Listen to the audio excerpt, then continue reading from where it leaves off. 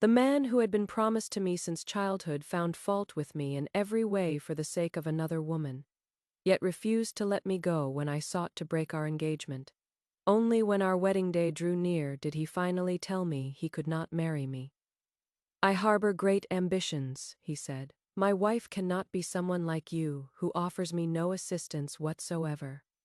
I shattered the token from our betrothal and rode swiftly from the capital on the day of his wedding to another. 5 years later, when my husband returned to the capital to report on his duties, we encountered each other at a palace banquet. When we found ourselves alone, he approached me with that familiar token, now reeking of sandalwood incense, demanding that I divorce my husband. My fortunes have risen considerably now, he declared. I can offer you the position of secondary wife. Stop this childish behavior. The moment those words left his lips, I could no longer contain myself and began retching violently into my hands. Charles's expression darkened immediately, and he prepared to scold me for my lack of propriety, just as he had done years before. Fortunately, my maid Moonlight, whom I had sent to fetch something, returned to my side just then. Seeing my condition, she paid no heed to the high rank of the man before us, and pushed him aside, quickly producing a prepared bag for my use. After I finished being sick, she offered me water and medicine from her supplies, her expression softening only after I had swallowed the pills. "Who are you to detain my mistress?" Moonlight demanded of Charles, her voice sharp with suspicion. Charles frowned deeply. "I am Charles, deputy censor of the imperial court, an old acquaintance of your mistress." "Master Charles," she curtsied briefly, but continued without waiting for his response. "If you truly know my mistress, how can you be unaware that she abhors sandalwood incense above all things? My mistress is with child and becomes violently ill at even the faintest whiff of that scent. Your trinket there reeks as though it has been soaking in a vat of the stuff, yet you dare wave it before her." Charles's complexion grew even more ashen at her words. He paid no attention to Moonlight's reproachful tone, staring at me with a mixture of shock and hurt. "You are with child. How could you possibly be with child?" "I shall pretend I never heard what Master Charles said today. Everything from our past affects me like that. Sandalwood-soaked stone, even the slightest contact makes me sick." I had despised sandalwood incense from childhood. My elder brother, in his youthful pretensions to refinement, had often burned this incense to scent his clothes. The smell would send me running with my hands over my nose. Eventually, my brother grew tired of my avoidance and abandoned the practice entirely, ensuring that no one in our household used such incense again. Charles had been different initially. He never used fragrances and actively disliked scented things. Even when gifts I gave him carried the faintest trace of perfume, he would wrinkle his nose and ask me to keep them at a distance. Yet when he learned that Miss Lily from the prestigious house of Clearwater favored sandalwood, he transformed himself completely. To win her favor, he not only scented all his clothing and accessories daily, but filled his entire residence with the cloying fragrance. I had told him of my aversion to the scent, but he dismissed my concerns carelessly. "Miss Lily gifted me this sandalwood from the capital's finest merchants, not the inferior incense from our provincial home. Since you dislike it so much, perhaps you should visit me less frequently and stay away from my residence altogether." He even returned all the gifts I had given him, each one now reeking of sandalwood, as if to remind me how thoroughly my betrothed had devoted himself to pleasing another woman. I had initially resolved to maintain a cold distance until he came to his senses, but watching him escort Lily through the capital daily, their romance becoming the talk of society, filled me with bitter resentment. I was, after all, supposed to be his future wife. Yet I had been reduced to an unknown discarded woman. Swallowing my pride, I forced myself to endure the nauseating scent, and brought those sandalwood-soaked gifts to his door to apologize. Even now, I can still hear the mockery in his voice. "Clara, your petty temperament makes you wholly unsuitable to be my wife. Even though you come from the distinguished house of Brightwater, You cannot compare to the refined ladies of the capital. Your jealousy and small-mindedness are beneath contempt. Fortunately, Miss Lily is magnanimous and understands your limited perspective. She has graciously allowed me to gift you some proper incense so that you might grow accustomed to it before entering my household. I was turned away from his door, along with all my heartfelt gifts, and the story quickly spread throughout the capital, making me the subject of widespread ridicule. Only then did I realize that in this vast capital city, aside from Charles, I had no one to rely upon. When Charles first came to the capital to take the imperial examinations, I had pleaded to accompany him. My parents, unable to refuse my entreaties, had arranged with the family that we would marry once Charles achieved his scholarly success. After Charles earned the highest honors, he repeatedly postponed our wedding, citing his career obligations. During this time, my parents sent letters urging me to return home, but I, blinded by our childhood bond of over a decade, made excuses for him at every turn. Charles initially promised, "Clara, once my probationary period ends, I shall marry you." Later, he said, "Now that I've just joined the Imperial Academy, my duties are overwhelming. Once I establish myself there, I shall take you as my wife." I waited foolishly, until finally, Lily appeared in his life. My first encounter with Lily occurred during the Lantern Festival Palace banquet, following Charles's appointment to office. Though rumors of Charles and Lily's romance had circulated widely throughout the capital, I had never actually seen her. When I learned that officials could bring their families to the palace celebration, I eagerly anticipated Charles's invitation. To avoid embarrassing him, I even hired a former palace servant to teach me proper court etiquette. But the day of the festival arrived without any word from Charles. He merely sent a messenger saying, "Palace protocol is quite strict, and I fear you might feel uncomfortable. I won't bring you this time, but I'll come to celebrate with you immediately after the banquet ends." My maid expressed her indignation on my behalf, while I, despite my disappointment, continued to defend him. He is new to the court, perhaps he is worried about not being able to look after me properly in such a setting. I forced a smile and instructed the servants to prepare festival sweets and special delicacies from our home province, planning to wait for him personally at the palace gates. Instead, I witnessed Charles and Lily emerging together, deep in animated conversation. Charles solicitously escorted Lily to her carriage, saying something that made her extend her delicate hand with a laugh, asking him to help her into the vehicle. Charles, who in our travels together had always been first into any carriage, never bothering to help me or even hold the curtain, now smiled warmly as he took her hand. Blood rushed to my head, and I called out loudly, "Charles!" When they both turned and saw me, Charles froze, his hand seeming to withdraw slightly before he composed himself and continued helping Lily into her carriage. Only then did he stride toward me. "What are you doing here?" Before I could speak, Charles noticed the food container in my hands and immediately went on the offensive.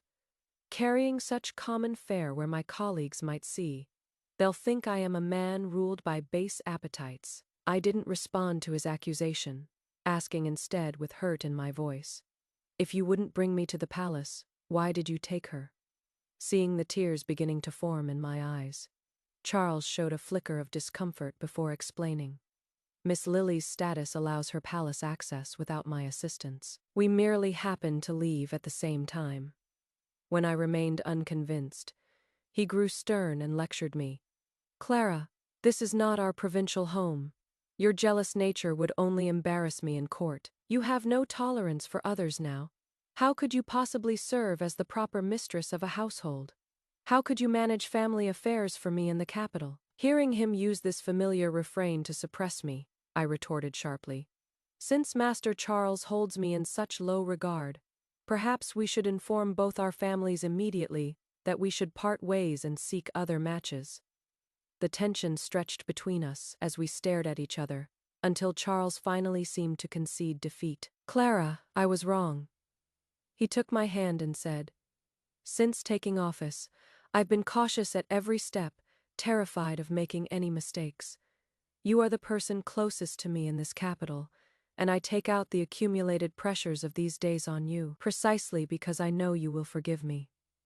Forgive me, Clara. I simply want to give you the best possible future, young as I was. Then, his words immediately melted my anger, and I even began to reproach myself for being unable to share his burdens and for harboring such petty suspicions. Just as I was about to apologize, Lily's carriage, which had been stationary for some time. Lily lifted the window curtain and glanced once at our joined hands. Charles immediately released mine. Her smile deepened as she spoke softly. Thank you for accompanying me to today's celebration. Master Charles, I hope I didn't cause you any embarrassment. With those words, Lily lowered the curtain and departed in her carriage, leaving Charles and me standing there alone. I felt as though someone had slapped me across the face. The burning shame was that intense. That day, I hurled the food container to the ground and stormed away in fury. Even then, I was already contemplating breaking our engagement. The distinguished house of Brightwater might not compare to the great families of the capital, but I had been cherished and protected by my parents and brother since childhood. I had no intention of pursuing someone who had deceived me, but Charles seemed transformed overnight, coming to knock at my door daily. When I refused to see him, he attempted to climb over my courtyard wall, as he had done in our childhood home. However, the walls of our provincial estate were far lower than those of this two-courtyard residence in the capital. He fell flat on his back. When I rushed out at the sound, I found him struggling to his feet and limping toward me. He opened his hand to reveal the jade token that had sealed our betrothal years ago. Clara, we are bound by this jade pledge. You are destined to be my wife. I immediately burst into tears of grievance. But you deceived me. You said I was inferior to Lily in every way and unfit to be the mistress of your household. Charles paused, then gently explained. I was only trying to protect you from being hurt in the capital. Since arriving here, I've observed that everyone's words and actions must follow strict protocols. The slightest misstep becomes fodder for gossip. Clara, I never want you to become the subject of such talk. But since you dislike it, I won't speak that way again. You can learn what you wish to learn, Clara, and I'll simply work harder to rise higher, so that no one dares look down on you. I pouted, still appearing wounded but feeling much happier inside, unconsciously moving closer to him. That sounds nice, but what if you can't achieve it? Charles smiled and held me close. Whether I can or not, I must. I will certainly rise high enough that no one in the capital will dare slight either of us. Nestled in his embrace, imagining our future, I couldn't help saying, if it really becomes impossible, I'll have father arrange for your transfer back to our province. But Charles didn't respond to this suggestion. He only repeated, like a vow or a whisper to himself, I will certainly achieve it. After that day, Charles told me to stay home and prepare peacefully for our wedding, while I wrote to my parents asking them to ready my dowry and come to the capital together. According to our provincial custom, brides must embroider their own wedding veils. Since I lacked skill in needlework, I hired an embroidery master to teach me at home. As our wedding day approached, what arrived first was not my parents but their letter containing devastating news. My parents wrote that Charles's parents had never received word of our impending marriage. Instead, they had learned of Charles's decision to seek Lily's hand, and had already come to our home to break the engagement, bringing with them the formal documents and tokens. Clutching the letter, my hands trembled uncontrollably. I couldn't believe what I was reading. My maid watched my expression anxiously, about to offer comfort, when I seized the letter and rushed from the house. I arrived at Charles's residence just as he was escorting Lily to the door, their behavior intimate and familiar. Unable to contain myself any longer, I stepped forward and struck Charles across the face with all my strength. The sharp crack echoed alongside Lily's startled cry as I threw the letter at his face. Charles, you lied to me again. Charles's head snapped to the side from the blow, while Lily's delicate hand flew to his cheek, inquiring anxiously about his injury. I grabbed Lily's wrist and looked directly at her. You knew perfectly well about our engagement. yet you carried on with him so openly. Aren't you afraid of ending up exactly like me? Lily replied with apparent panic.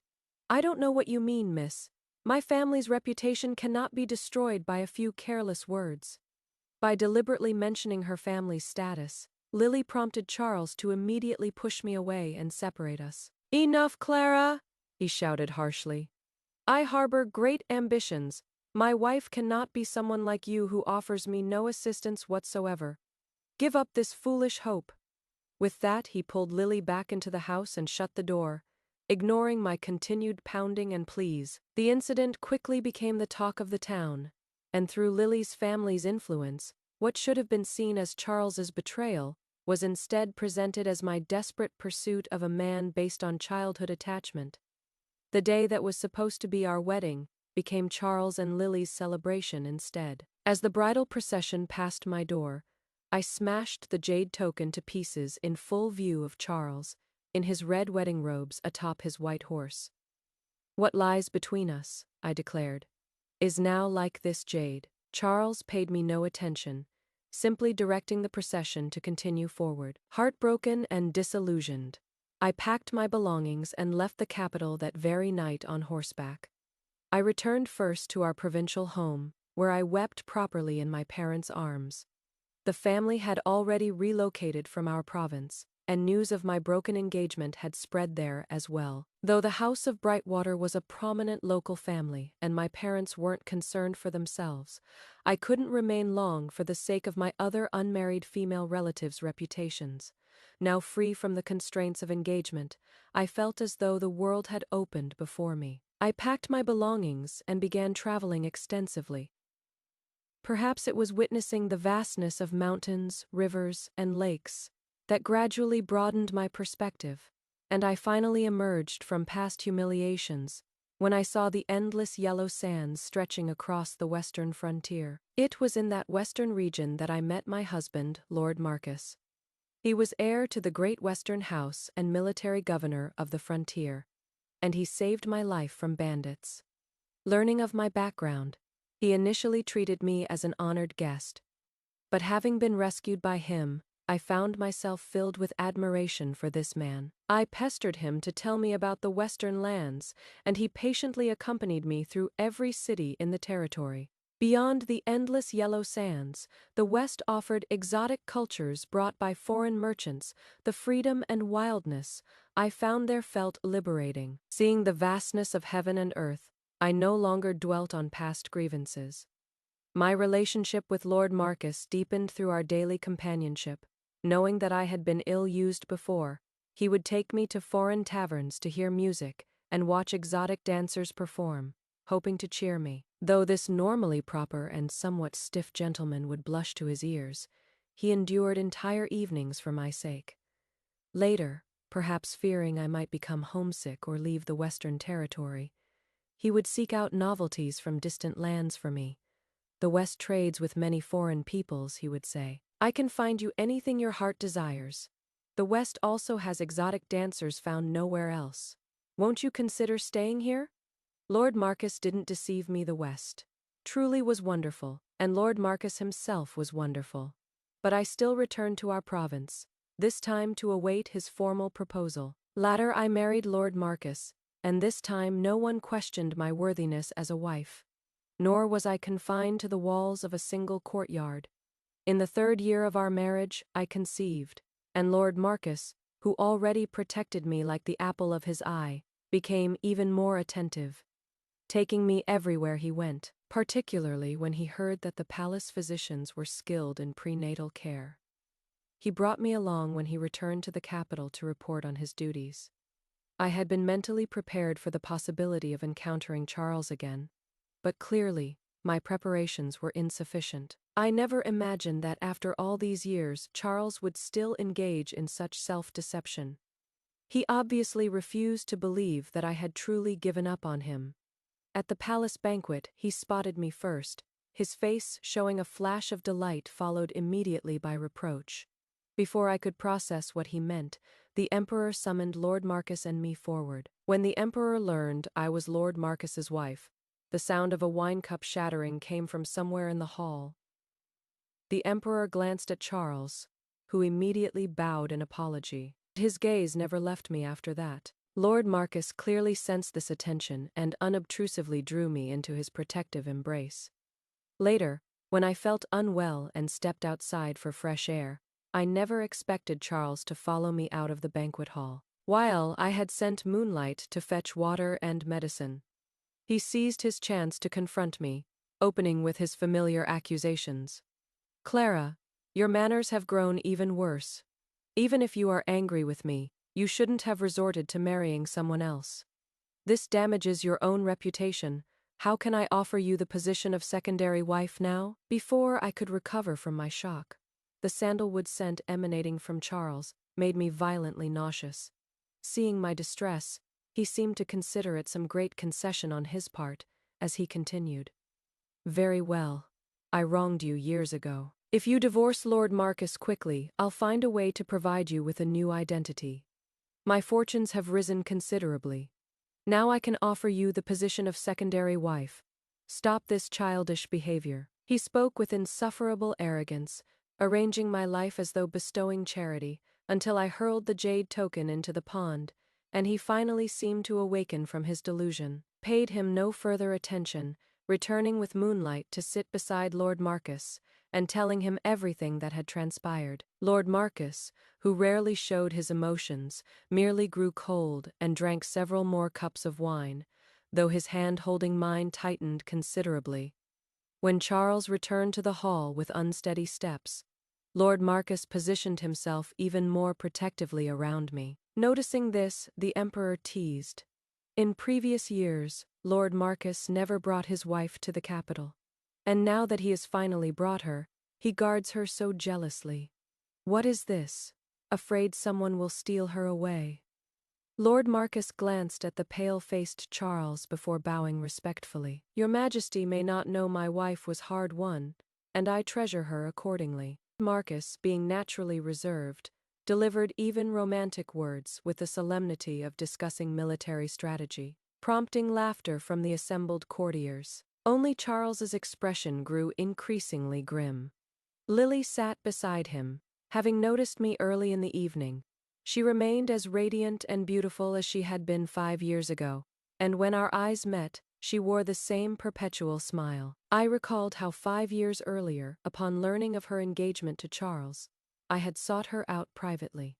I had always wanted to ask whether she truly felt no concern about Charles's past with me. Lily had studied me for a long moment before saying, "Rather than marry someone of equal status and endure his multiple wives and concubines, I chose a man I could control.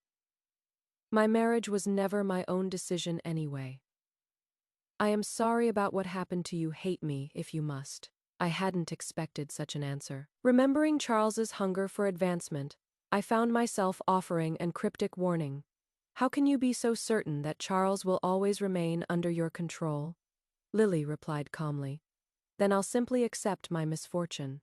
How can everything in this world go according to one's wishes? Miss Clara, I won't regret my decision, and you shouldn't look back either. Charles isn't worthy of you." She spoke with apparent sincerity, yet I detected a note of condescending pity in her words. Though she claimed to feel guilty, she regarded herself as my savior. "I know Charles isn't worthy," I had replied. "And you needn't offer false comfort. Lily, you destroyed my engagement and ruined my reputation. While Charles is indeed a treacherous wretch, you are nothing but a pretentious fraud. You and Charles are perfectly matched, two rotten people together." Now, observing Lily again, I noticed the weariness in her eyes. When the banquet ended, Charles abandoned Lily and followed Lord Marcus and me out of the palace. The scene was reminiscent of years past, except this time Charles watched helplessly as I took another man's hand and entered a carriage. Each time he tried to approach, Moonlight and our manservant blocked his path. "Master Charles, please stay away from our mistress.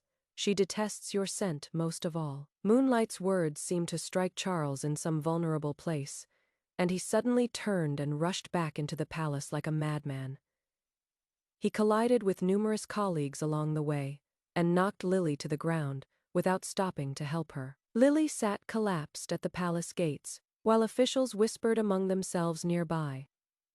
This time, they probably weren't worried about his appetite for fine food, but rather concerned he'd developed some form of madness. The next day, Lord Marcus didn't need to attend court but went to the palace to fetch an imperial physician for my examination. According to our servant, he spent the entire journey asking the physician about prenatal care and various precautions, continuing his questions even after the prescription was complete, insisting on personally escorting the physician back to the palace. We were currently staying in the family's capital residence, which happened to be quite near the house where Charles had lived after his marriage. As I stood at the gate seeing Lord Marcus off with the physician and preparing to return to my chambers to rest, a servant hurried over with urgent news. Mistress, the deputy censor Master Charles was caught trying to climb over our wall. He is causing a scene and refusing to leave, insisting he must see you. When I hurried to the scene, several guards stood holding sticks while blocking Charles's path, and the steward was frantically warning him. Master Charles, my mistress is with child and receives no visitors. Moreover, this is hardly proper behavior for a guest. You are damaging my mistress's reputation.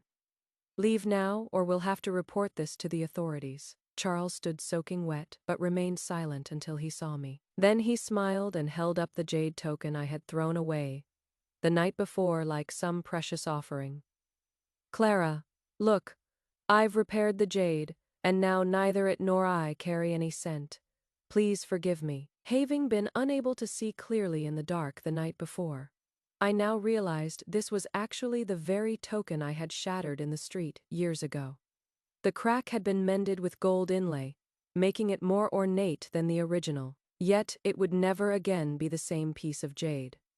Master Charles trespassed on my property just to show me some broken trinket, I said calmly. Now that I've seen it, please leave quickly before the capital starts gossiping again. Charles's face went white, and he seemed ready to collapse. Fearing he might actually die on my property, I signaled to our guards. They immediately stepped forward and firmly assisted Charles toward the rear entrance. Charles struggled continuously, shouting at me as they dragged him away. Clara, Clara! What must I do for you to forgive me, Clara? We've had a jade pledge since childhood. You are destined to be my wife, Clara. Clara, tell me what I must do for you to return to my side. His face reddened from the struggle and shouting, and those eyes that had once held only criticism and contempt now brimmed with pleading. Perhaps fearing that his continued shouting would draw crowds even after his removal, the steward stuffed a cloth in his mouth before escorting him to the front hall. The guard I had sent to notify Charles's family returned with Lily and Charles's mother. Lily appeared wan but still managed to greet me politely, while Charles's mother looked thoroughly embarrassed upon seeing me. Her embarrassment was well-founded, after all. When I had pleaded with them years ago to uphold justice before they went to the capital to arrange Charles's marriage to Lily, Charles's mother had only said, Clara, when your family learned of my son's potential for high office, they hastily arranged this engagement. Truthfully, I was never pleased with it. Only because your family dominated our province, and I feared for my son's future prospects, did I reluctantly agree. Now that we've reached the capital and my son's future is bright, your family's influence means nothing.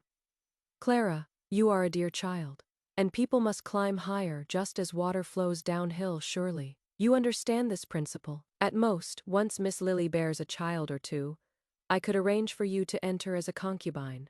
But for now, you must consider my son's career prospects. Now her promising son sat bound with cloth stuffed in his mouth, held down by two servants, his eyes fixed on me, as though he had 1,000 words to say. Meanwhile, the capital lady she had once welcomed so eagerly into the family, Lily, looked at this pathetic scene and suddenly burst into laughter. Lily, Charles's mother scolded, lacking entirely the deference she had once shown when learning her daughter-in-law was from a prestigious capital family. Your husband is in such a state and you can still laugh. Of course I can laugh, Lily shot back. This is exactly what he deserves. He once cast Lady Marcus aside like trash for the sake of advancement. And now that she is happily married, his shameless obsession drives him to beg for her return. How is this not laughable? Charles's mother's expression shifted through several emotions before she raised her hand and struck Lily across the face. You jealous shrew, hold your tongue. But Lily had no intention of remaining silent. Instead, she looked directly at me. Clara, you were right. Charles is a treacherous wretch, and I am a pretentious fraud. We two rotten people deserve to rot together in the grave. Clara, Charles wants to divorce me, but rest assured, I will never let him go. Consider it my one genuine favor to you. I heard the implication in her words, and had my people separate them before Charles's mother could cover Lily's mouth.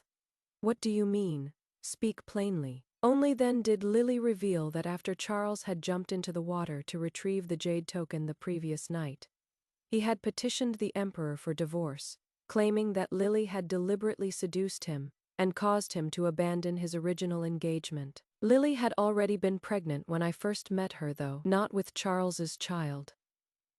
At that time, her father's career was flourishing, and discovery of his daughter's illicit affair would have severely damaged his future prospects. Using her lover's life as leverage, they forced her to marry Charles, offering him high position and great wealth as incentive. In the end, Lily's lover died anyway, and when Charles discovered the truth about the child, he beat Lily in his rage, causing her to miscarry. Only then did he begin to miss my virtues. But since I wasn't in our home province and he couldn't find me, and since he couldn't abandon the status Lily's father had promised, he spent these years playing the loving husband in public, while beating and berating her at home. She then looked at both Charles's mother and Charles himself. Last night, after Charles wept and pleaded his case to 5 different ministers, he returned home to plot with this old woman about staging a pathetic scene for your benefit, hoping to convince you to divorce Lord Marcus. Even if today's performance failed, they plan to spread tales of your past throughout the capital to ruin your reputation and force Lord Marcus to abandon you. Ridiculous Charles himself is heartless and faithless, yet assumes all men are the same. But how could I let them succeed? Even for the sake of my lost child, I won't let any of you have peace. Lily seemed possessed, her words dripping with hatred, bearing no resemblance to her former self. She thought that by exposing their schemes, she could thwart Charles's plans, but she clearly underestimated this man's shamelessness. Charles, having finally freed himself, spat out the gag and looked at me with joy. Clara, you heard her. This woman deceived me from the beginning. I was young and impulsive then, which led me astray. It is all her fault. Surely you can understand my position. Besides, all the benefits the family promised turned out to be false. After 5 years, I am still only a 5th-rank deputy censor. This woman has been useless to me. Only you, Clara, can bring me joy. His eyes held no trace of remorse for past actions, only accusations against Lily and eager expectation that I would understand him as the old Clara once had. Watching this pathetic spectacle, I struggled not to laugh aloud. What a splendid display of mutual destruction, I said. 2 people reaping exactly what they sowed, now competing before me to see who is more rotten. Surely the heavens are finally showing justice. Charles Lily comes from a distinguished capital family, having won such a wife. Why be jealous of her past relationships? Such petty jealousy, how could you possibly serve as a pillar of state? Mother-in-law, you once advised me to consider your son's career prospects. Now that I know of these sordid affairs, let me return that advice for your son's future. Ensure he never appears before me again.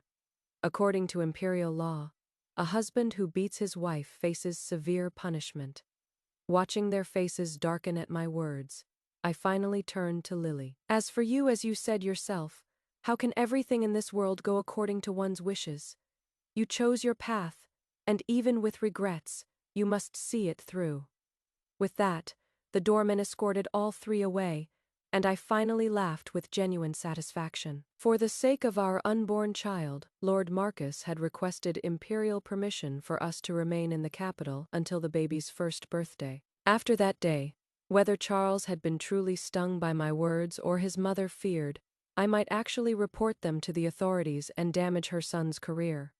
Neither Charles nor his mother appeared before me again. Lily, however, occasionally sent gifts, clothes she had once made for her lost child and toys she had prepared. It was clear she had genuinely looked forward to that child's birth.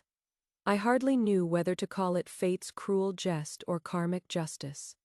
Even before the new year, Lily's father had been impeached for forming factions and was banished to the southwestern frontier. Officials in his faction also received various punishments, light or severe. As Lily's son-in-law, Charles bore the brunt of the consequences. First, his water-jumping incident was reported as improper conduct before the emperor.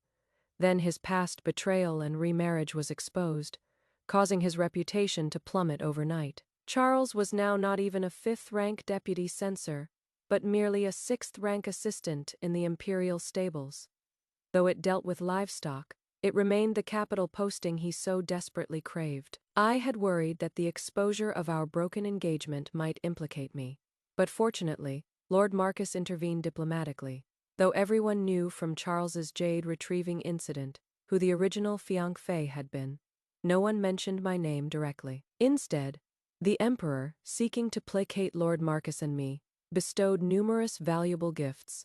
Another Lantern Festival palace banquet arrived, and perhaps remembering how devastating that previous palace celebration had been for me, Lord Marcus specifically brought me to this one. Our child was now 6 months along, and Lord Marcus was so nervous he kept me constantly within his protective embrace. A colleague teased him. Lord Marcus's prowess can make foreign armies retreat 100 miles, yet now a single frown from his lady wife can keep him awake all night. Lord Marcus replied seriously, "If foreign armies made my wife frown with fear, I would fight day and night to push them back another 100 miles." The emperor laughingly called him presumptuous while being secretly pleased. And before the evening was well begun, he personally bestowed the name Jade Bright upon our unborn child in his cups. Everyone offered congratulations, and as I truly found myself at a palace banquet, I realized it felt no different from my first attendance years ago.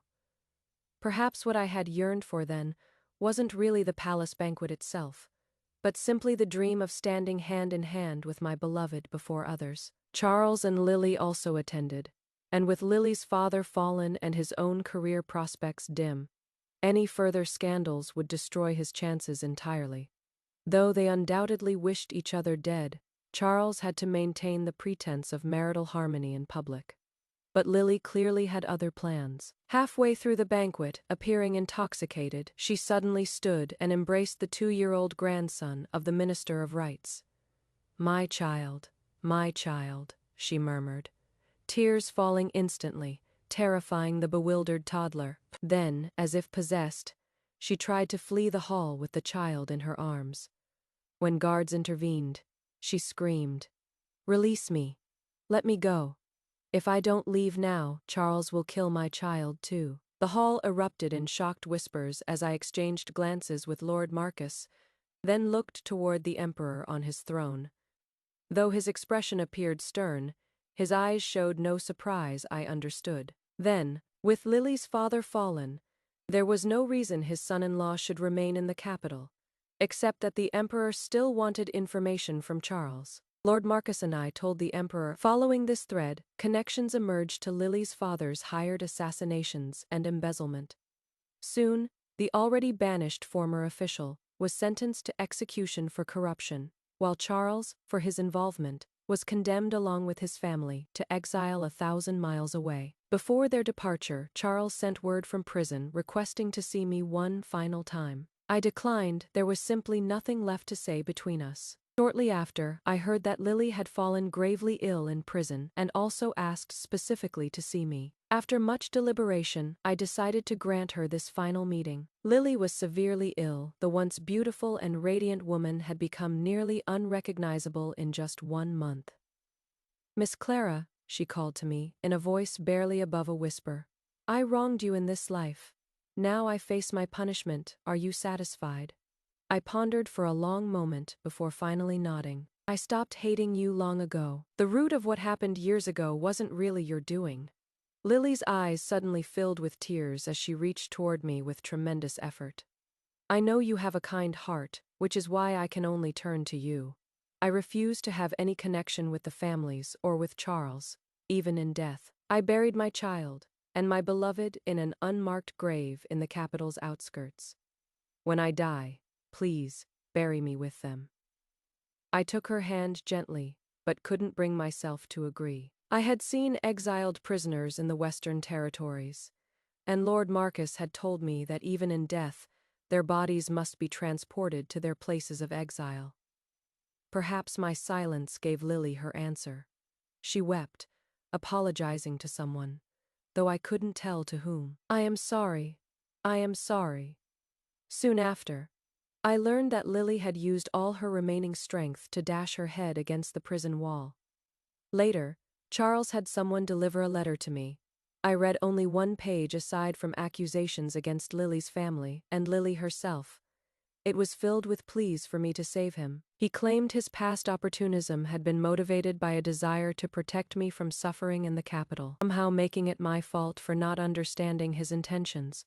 I found it merely amusing, and tore the 4 thick pages to shreds for the swallows nesting under our eaves.